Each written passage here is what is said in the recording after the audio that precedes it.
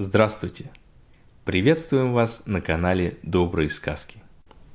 Представляем вашему вниманию фрагмент книги The Wish Cat. Holly's house had a cat flap. It was a small door in the big door, so a cat could come and go.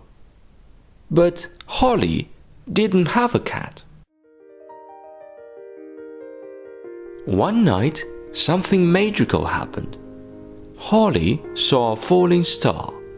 As the star trailed across the sky, she made a wish.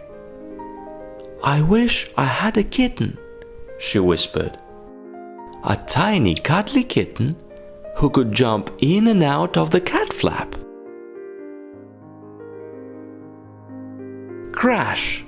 Something big landed on the windowsill outside. It wasn't a kitten. It was Tom, the scruffiest, most raggedy cat Holly had ever seen. He sat there in the moonlight, smiling a crooked smile. "Meow, I'm Tom, your wish cat," he seemed to say.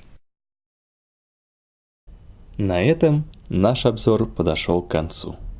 Читайте своим детям только добрые сказки. Всего хорошего.